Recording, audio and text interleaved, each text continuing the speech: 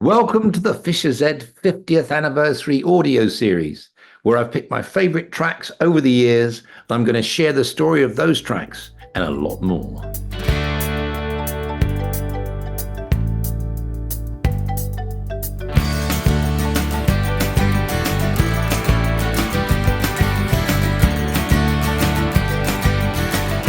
Thanks, John. And as a reminder, my name is Martin Bull, and I'll be hosting and helping John curate his way through all of his favourite tracks. And this episode features the single Heart of New York from 2011 and the track Perfect Timing from the album More Than Music back in 2009. Let's get into it. So let's talk about Heart of New York. So this is the single track 2011 and not on an album. No. Only track of the 24 tracks that you've chosen as your favourite, not on an album.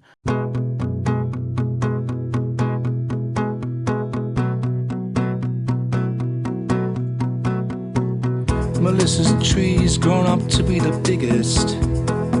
She was on floor 101. Her dad's voice said, "Get to the stairwell. Sit tight, we're on our way now." John had a friend out there in Chicago, left a message on her answer machine. When they spoke, she said, "Stay down low." He had no choice, there was debris. I love you so much. I love you so much.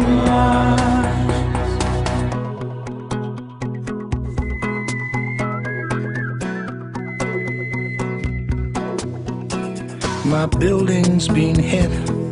I'm okay, but it's smoky. I love you, and I'll call you when I'm safe. Don't let Ma switch on the TV. Don't let Ma switch on the TV. Families have maps in their minds of where their loved ones are. Awful, awful thing to call someone.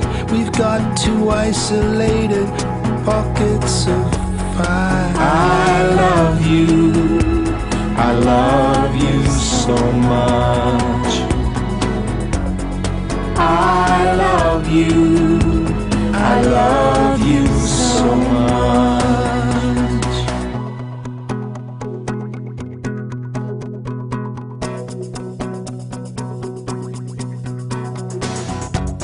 Families have maps in their minds of where their loved ones are, and feel the power of love to heal the skyline. Skyline.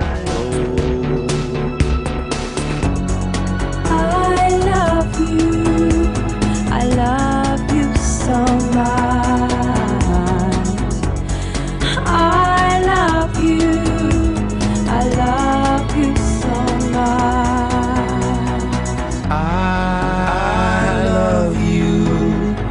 love you so much.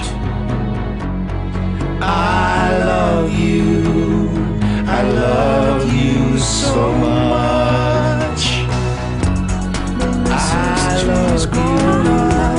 love you so much. Oh, I love you. John had a friend out there, never answer machine. Families have maps in their minds of where their loved ones are. Such an awful thing to call in isolated pockets of fire.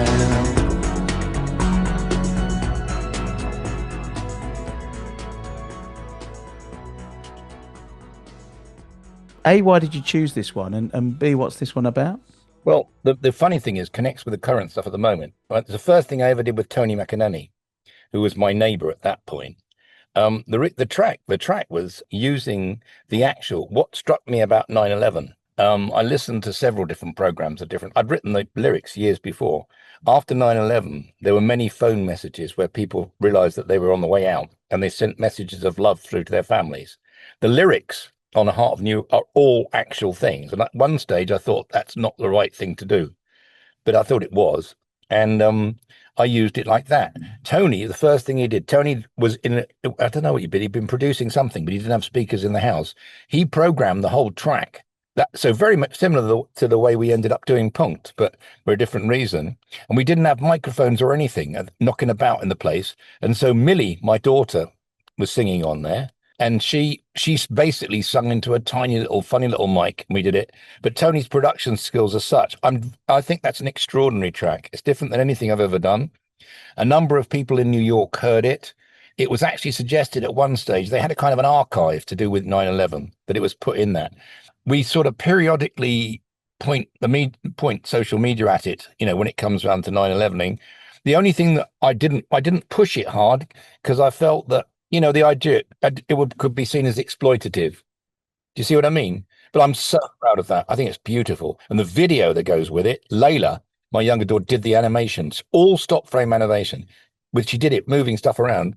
And that video was worthy of an award, I think. I love it. And so that's why I chose it. It's the only song of mine of which none of them are my words. They're all the words of people who sadly perished in the Twin Towers. And how did you decide to put those lyrics or those words? How did you decide to sort of stitch them all together? How did that? I don't know. I think I must have watched some kind of a documentary, and I took down key phrases and I put them together, and I kind of put it together, and it's almost like a narrative of what was going on. You must never take those things lightly. But I'm very proud of that tune, I must say, and it's something that is, well, hopefully all music that you make stands the test of time. But that's chronicling something that's really important. And why choose it though? Why do that? And why do it as a standalone single? Did it not appear on any album? Well, it must have been. I guess we did it. I must have done it after an anniversary of 9/11, and we must have not had anything that we were releasing at that time. And also, that was done with tone. I mean, it's a real do-it-yourself-at-home job. It's a beautiful production. I think it was mixed by my mate Peely, if I remember rightly. In the end, Tony put it all together. I remember that much. I was just amazed. It's the first time I'd worked with him. I was going to ask about the duet actually. Who sang the who was That's Millie. Yeah, that's great. That's a good singer. Do you know about the thing with Millie is she was offered n number of recording contracts when she was 17, but Millie decided that's not what she wanted to do. She'd seen music in our family and how it had affected me and the family, and she didn't want the music business. She had a terrific voice. She was a contemporary of people like Adele, Amy Winehouse, the Brit School in London. Millie didn't go, but she went to look at it, and she was going to go. I, for my sins, put her off it. I think Millie would not have liked the business naturally. She's now she's very highly qualified. She does economics, I think, economics and social stuff, and one of the things she does is therapy with music. But no, she just had this very black voice when she was 17. What was happening then, John, in your around the family at that time? Where are we? 2011. Yeah. Oh well, that was with the family. I mean, I'd been away from the family for 10 years then, but because the family overall, I was at that stage, I was I was living with and working with Sarah. So we were doing filmmaking and stuff together and all sorts of stuff. And I was going between Brighton and the south of France. I can't remember. I honestly can't remember. What album comes near there? More Than Music. Yeah. Well, it wouldn't have fitted on there, would it? No. That's why it was a standalone thing. Let's move on to More Than Music then. And you've chosen the track Perfect Timing from this. Yeah.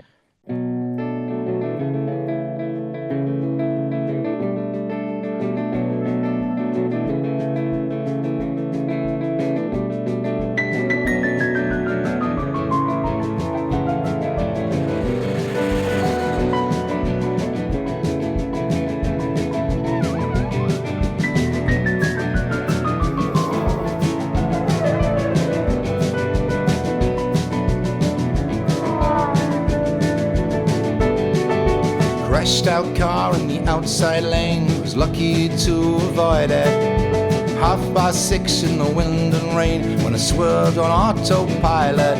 By the time I decided what a lucky man I'd been, it was just 3 miles from Gatwick. The radio tuned to an old buffoon, I was shoehorned in the traffic.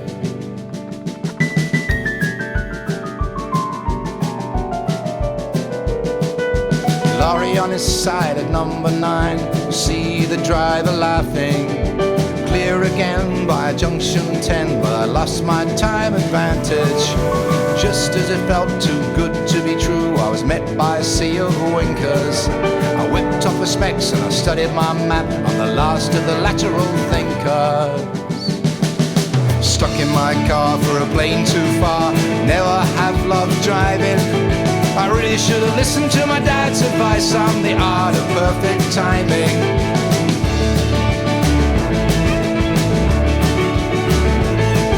I really should have listened to my dad's advice on the art of perfect timing.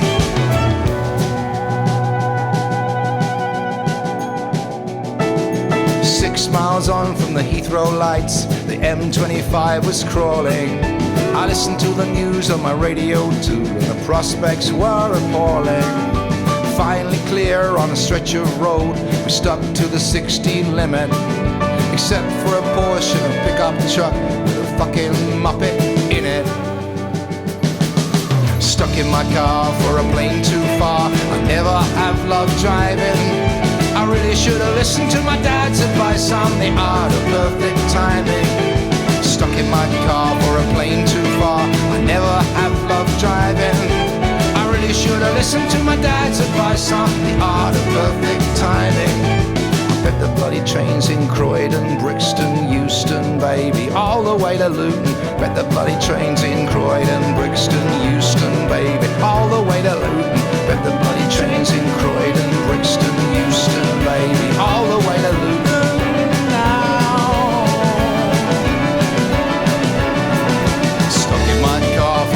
Too far, I never have loved driving. I really should have listened to my dad's advice on the art of perfect timing. Stuck in my car for a plane too far, I never have loved driving. I really should have listened to my dad's advice on the art of perfect timing.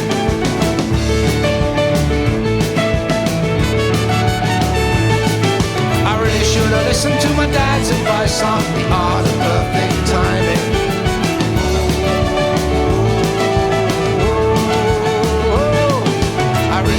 Listen to my dad's advice on the art of perfect timing.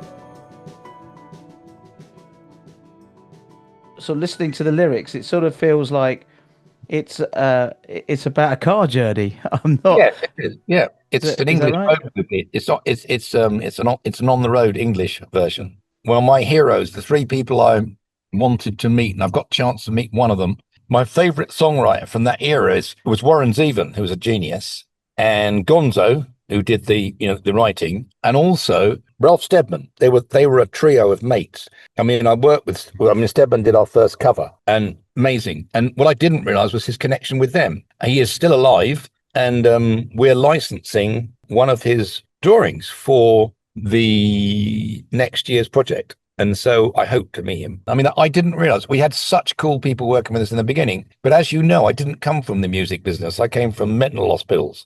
So for me, who was a great photographer? Who was a great cartoon? I mean, the guy who did the photographs was the guy who did the Rolling Stones. The guy who designed our covers was John Pash, who did the Rolling Stones' tongue. I didn't know any of these things. I found out 30 years later. But no, More Than Music was, I think that was More Than Music and film. So Sarah and I were bundling around all over the place doing that. I was going to ask about that actually, because this sort of felt a bit more like an art project rather than just an album.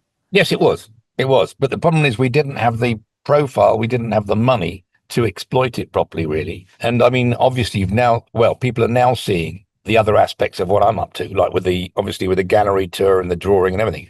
People who know the band very well or know me very well will know that. In the same way as a lot of people think I've got a reputation, it's kind of dour and political from the 80s Red Skies thing.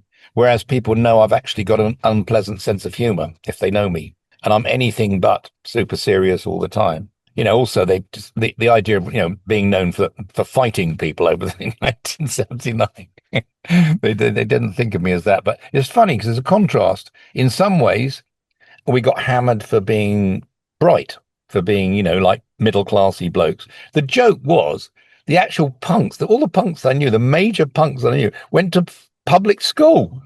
Joe Strummer and all these different people. Even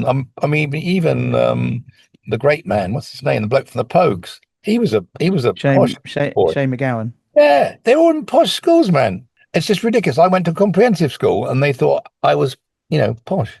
So the piano is a bit more prevalent in this track. Oh no, is that Gester? Is Matt Guest on it? Yes. Oh, he's genius. My boy. Mr. Guest may well be featuring. And when we did the Oberhausen thing and pulled everybody together, Gester come to that. And I changed the band with Gester and with Matt Ware. When was it? It must have been about 5 years ago. When I switched that band, the reason I switched it is it was feeling a bit too sessiony for me. They're great musicians, Matt Ware and Matt Guest. But then in hindsight, I found out they weren't the problem. The drums was, and he's now gone, so that would have helped. I'd probably still be working with them now. But I mean, at the moment, everything's open to me for next year. What I'm determined to do next year is really important to me, and there will be contributions, because these days you can do contributions on the laptop, like we can talk on the laptop now. So I can send anything to any of the people I want. So they've got my fundamental band, but there'll be other people involved.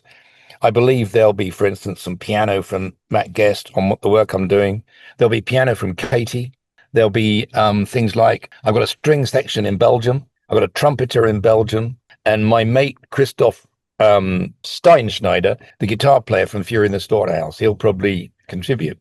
You know what I mean? I do the fundamentals. At the moment, the new stuff I've done, and I've done tons of it, the fundamental approach has been I've done like I did Red Skies. But what I want to do, the difference is I create that this time, and that's sounding really good. And then what I want to do is, okay, if it sounds really good, I'll take other people to add to it and make it better. If it doesn't make it better, I'll stick with what I've got. But I think it'll make it better.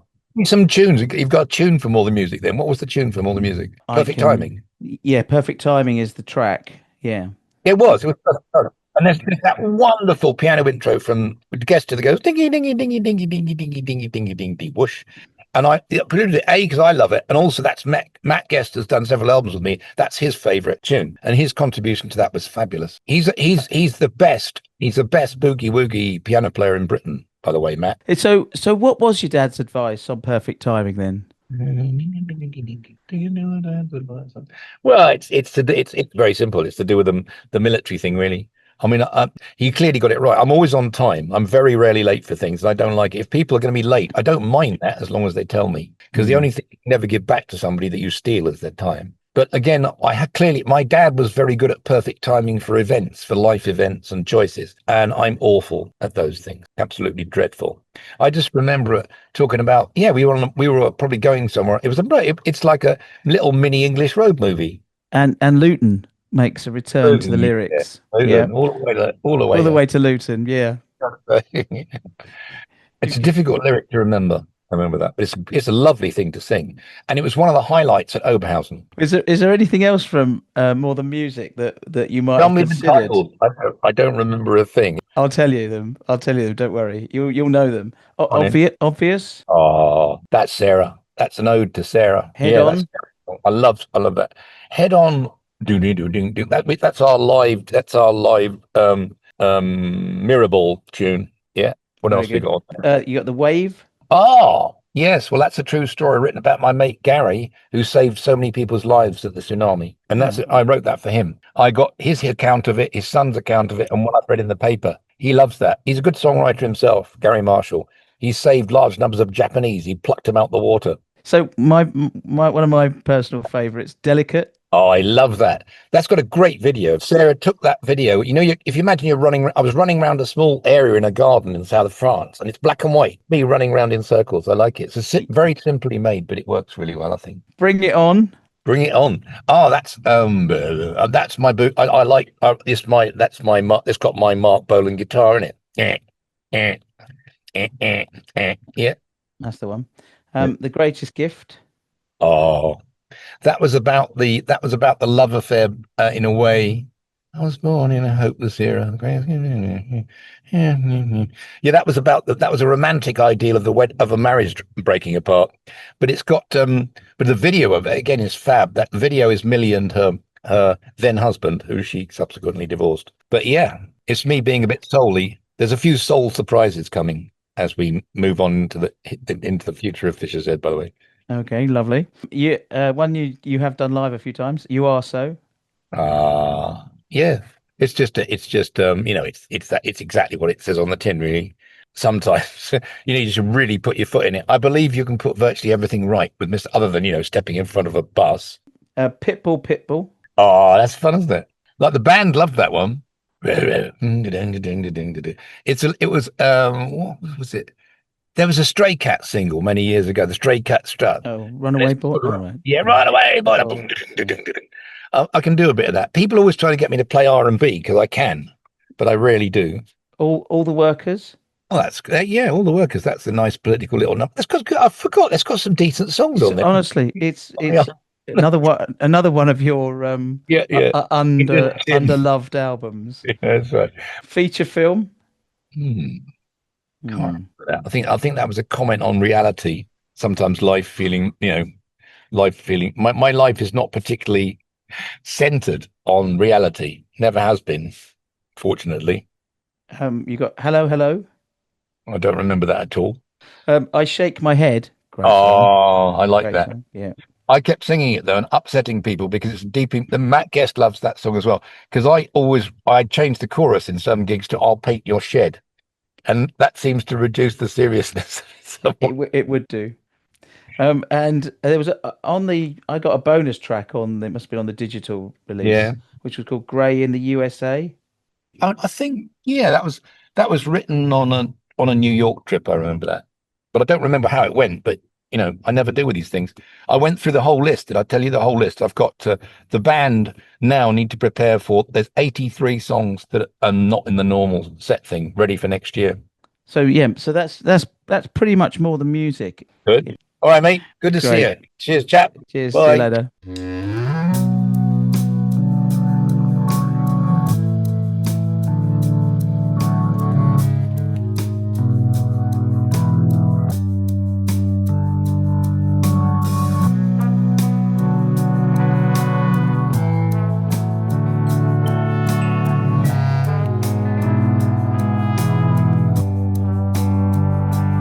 There's no meaning in this living.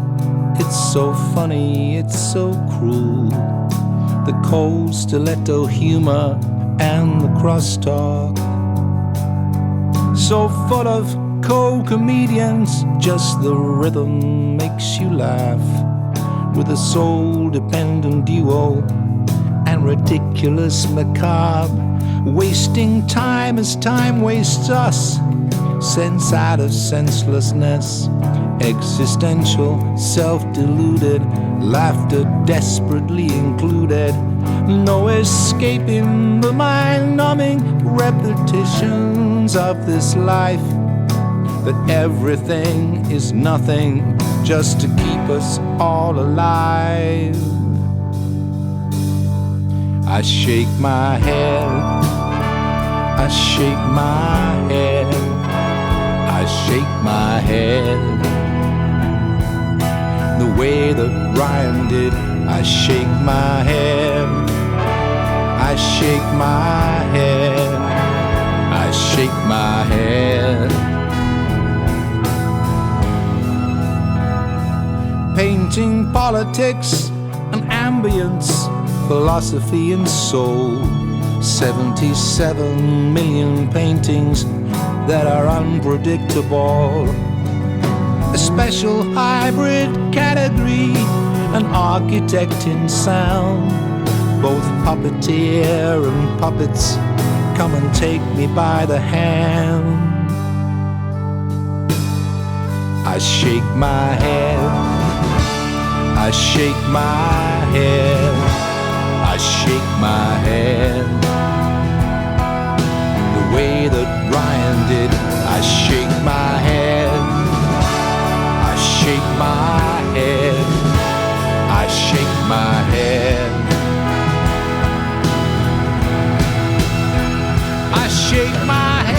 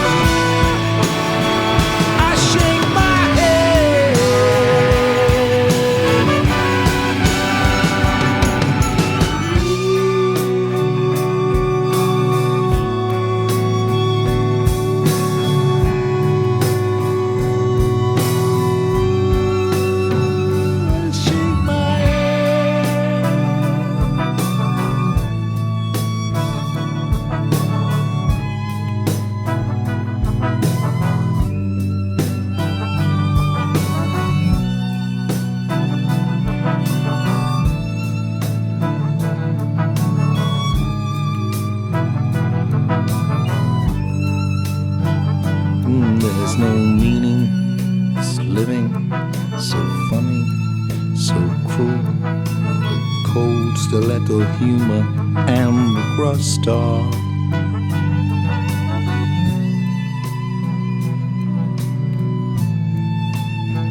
I shake my head.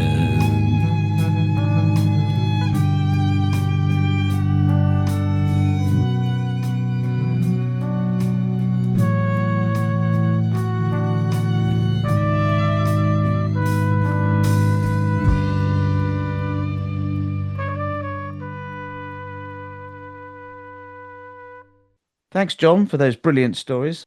The next episode features the track World Go Round from the album This Is My Universe from 2016 and Damascus Disco from the 2017 album Building Bridges. See you all then. Thank you for listening to the Fischer-Z 50th anniversary audio series. I hope you enjoyed it. Look out for the next episode. Come on.